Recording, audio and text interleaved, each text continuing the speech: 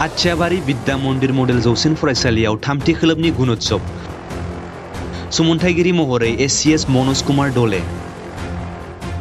फरायसालियाव नांगौ बायदि आयदा फोरोंगिरि गैया माब्रै गुनगोनां फरायसा ओंखारनो रनिस सांग्रां रामसियारि रायजो नाङैनो फरायसालिफोराव थामथि खोलोबनि गुणोत्सवआ मैया थामथि सानमोन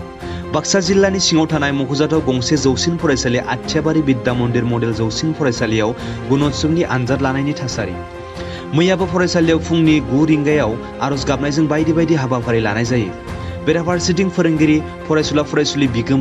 बिमा हानजा जथाय फरायसालियाव बायजोनि सुमन्थाइगिरि महरै नुजाथि फैनाय एसिएस मनोज कुमार दलेखौ बरायनानै लाबोयो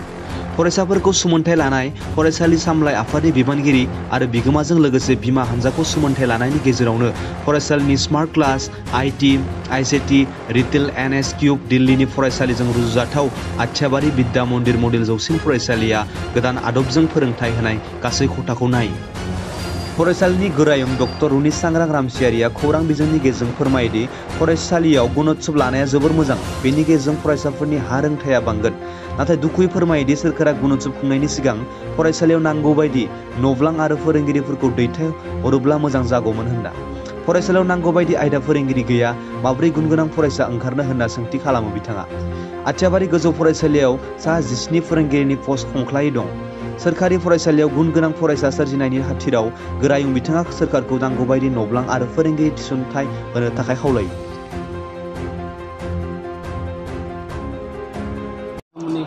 जौसिन फरायसालियाव गुणोत्सव सोलिगासिनो माबादि सोलिदों मा बुङो गुणोत्सवआ जोंनिया बेयो थामथि खोलोबनि गुणोत्सव गिबियावनो जोंहा दाखालि 1 तारिखआव गावारि सुमोनथाइ जालांबाय बेयो सेल्फ इभेलुएसन होनना बुङो बेनिफ्राय सेकेन्ड डेनि थाखाय जोंनिया 3 तारिख गोलैबाय दिनै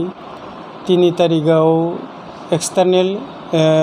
इभेलुएसन जादों जोंनियाव बायजोआरि सुमोनथाइ बे एक्सटार्नेल इभेलुएसनाव जा फरायसाफोरनि रिडिं राइटिं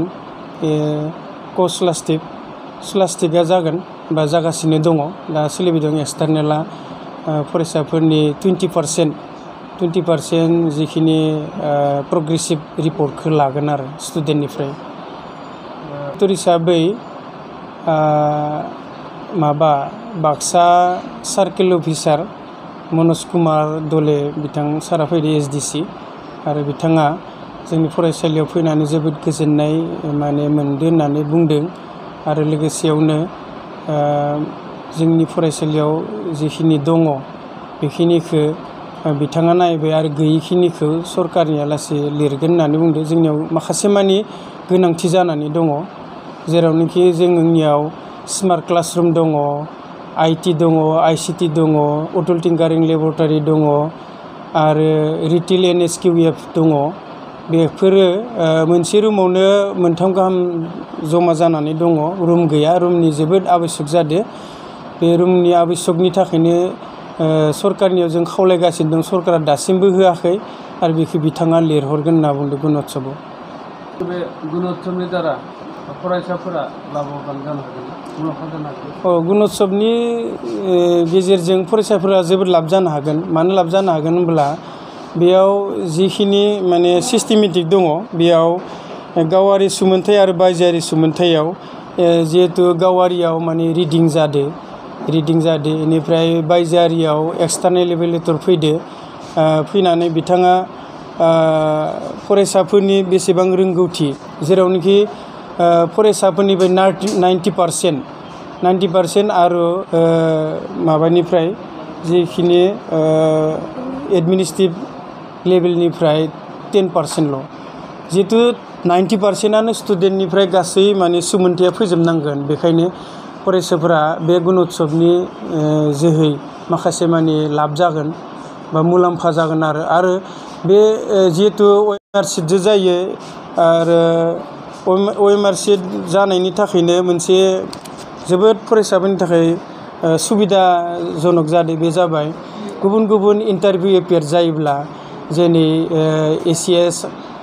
IAS बा UPSC APSC नि एग्जामफोर जायोब्ला एपियार जानायाव स्टुडेन्टफोरा दानिफ्रायनो बे गुणोत्सव सिस्टेमाव जेरैबायदि जालांदो बेयाव बायदिसिना इन्टारभिउ एपियार जानायाव इजि जाहैगोन आरो स्टुडेन्टफ्रा बेखायनो गुणोत्सवआ आसलते जानांगौ मोजांथार।